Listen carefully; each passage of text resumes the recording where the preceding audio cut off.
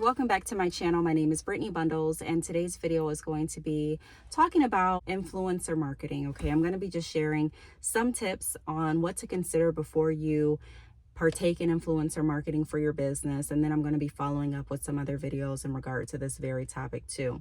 If you are interested in videos like this, marketing, business tips, and all of that good stuff, be sure to give this video a big thumbs up and also become part of the family. Go ahead and click the subscribe button and turn on your post notifications. That way you are notified whenever I upload a video. If you want to see more content, a variety of what I do, more of my life, unboxings, DIYs, reviews, even some relationship topics, be sure to subscribe to my second channel at Brittney's Place. I will have that link down below.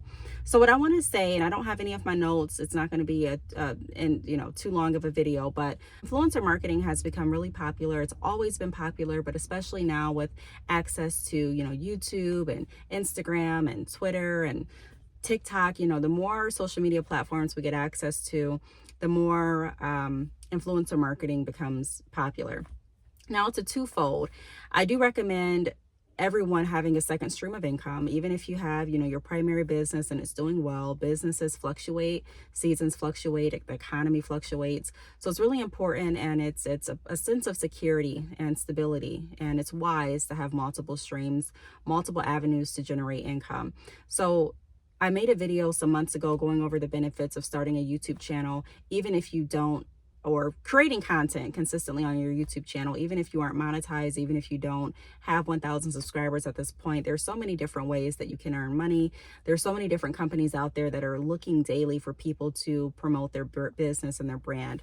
I've been contacted by numerous companies to review their brand or their specific service or product based off of a video that they saw that I recorded maybe years ago. So this is a process. Even if you're not getting the traction that you think you should get with YouTube or should get on your social media platforms, just keep producing good content, keep being consistent, because more than likely someone's going to reach out to you eventually, and you can start earning income that way even before you're monetized. So I wanted to just put that out there. And then also with the monetization, and I'm going to quickly wrap this section up. But I just wanted to say this. I think this will be beneficial for someone to hear. So with the monetization, it only takes one video to hit, really. Recently my channel started gaining a lot of subscribers, more watch time, and also my revenue increased because one video, I made a color psychology video in regard to marketing. And that video got almost 2,000 views, a lot higher than what my recent videos have been receiving. So that gave me more subscribers. It gave me more, like I said, watch time, more views, and also more revenue. So it just takes one video. And think about if I do another video and that one hits too. You never know what video is going to just skyrocket. I made that video on my car. Wasn't a lot of planning to it. It was right before I had to go into a psychology class, and it wasn't even a video that I set up ring lights for or set my office up for. It was just a random video like I'm doing today in the car. So don't discount your content. Back to influencer marketing. Now, it's definitely a great thing to consider and something to use for your business. The other side of that is when you are looking for influencers, you want to do your research because you want to make sure that you're having the right influencer market your brand. I know that sounds like a no-brainer, but back in 2013, when I first started my hair business, I was looking for different influencers really heavy, and I found out very quickly that not everyone should have access to represent your brand. Having the wrong influencer can definitely lose support of your company, and it can also help lose money with your company, especially with cancel culture.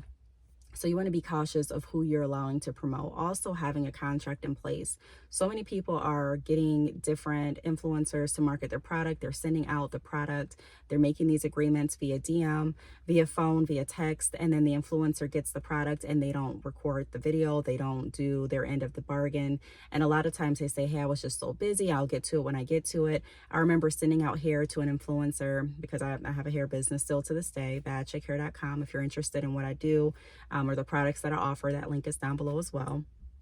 But I sent out some hair extensions, and these hair extensions cost me a couple $100s. They were some of the longer lengths, because at that point At that time, a lot of influencers wanted longer extensions, and they also wanted a certain type of extension. So that type of extension and the longer lengths cost me a good amount of money, and it cost me to send it to them as well, because they didn't pay for like the extensions, they didn't pay for the shipping, they paid for nothing. And so I sent the package out to them.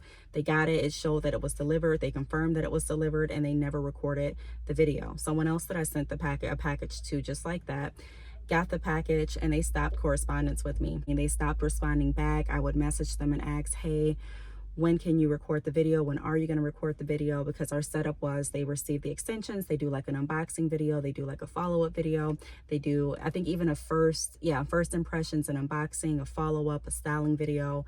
I think it was 3 videos included. And then you negotiate the pricing, you negotiate how much you're going to pay, you negotiate, what the terms are. But the point is, I didn't have anything in a contract, like a legal binding document. So they got the hair and I got nothing in return. There are so many stories like that on social media that, people are taking advantage of smaller content creators or smaller companies, and they're just not holding up their end of the bargain. So as much as we want to promote our business, and as much as we're eager to get new exposure and earn more revenue and increase our following count and subscription count, we must also be very cautious of who we're allowing to do that, because not everyone has your best interest. So like I said, create a legal binding document, get a template offline if you need to. Have your attorney review it. I mean, if you have a family attorney, it's really good to have an attorney for your business as well. This is something I don't hear a lot of business owners talk about, but it's very important.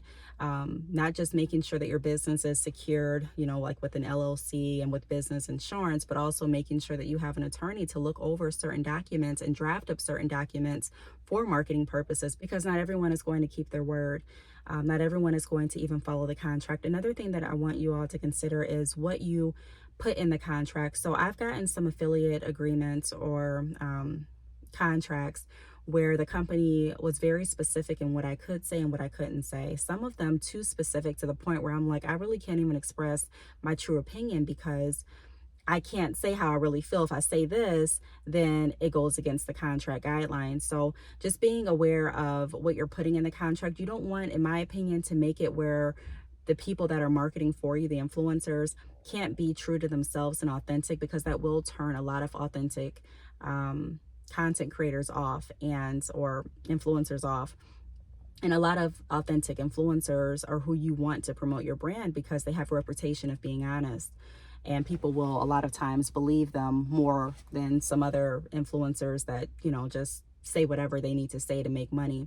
So it's important to allow people to express themselves, but it's also important to make sure that the expression isn't maliciously, isn't with malicious intent, or isn't going to, isn't like in a slanderous nature. There's a way to give your report and your review on a product, company, and service without slandering them, without being malicious, without being unprofessional. And there's a way to do it where it's just very, very lacking in taste, lacking in ethics, and it's just people are saying certain things just because it's trending, or saying certain things just because they feel like they would get more views with it.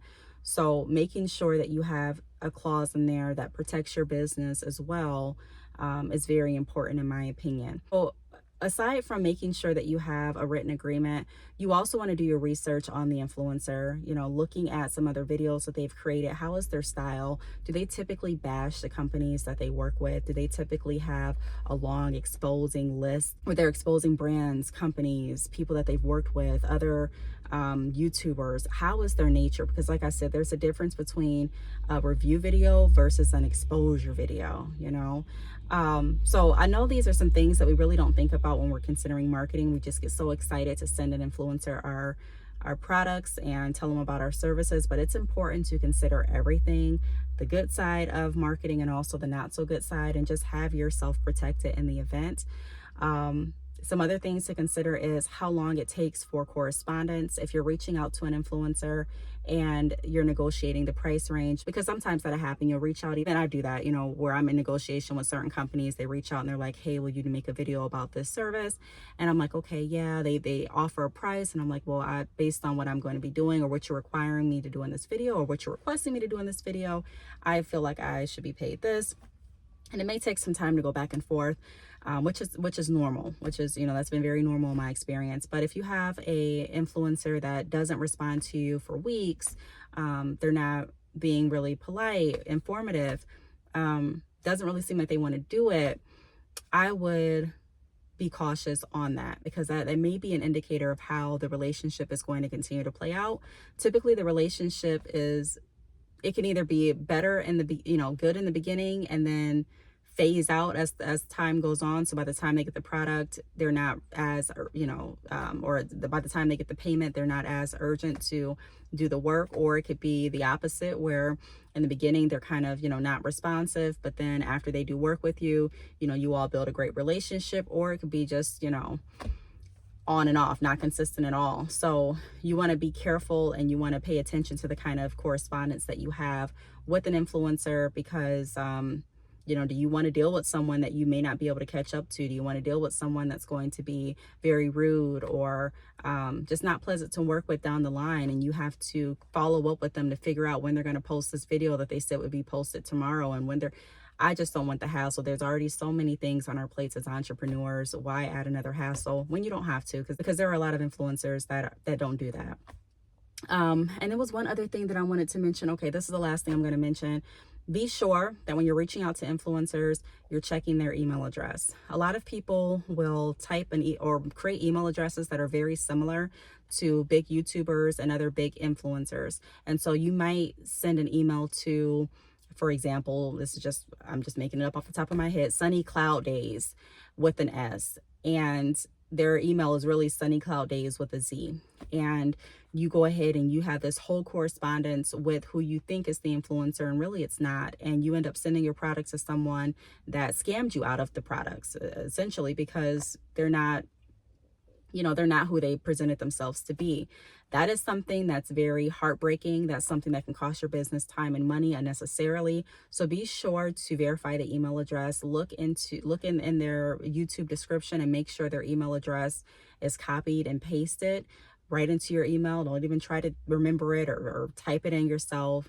Make sure it's copy and pasted. Look at their Instagram, look at wherever they're at, and get their direct contact information instead of trying to remember it and just typing it out, because you want to make sure you're protecting yourself in that regard as well.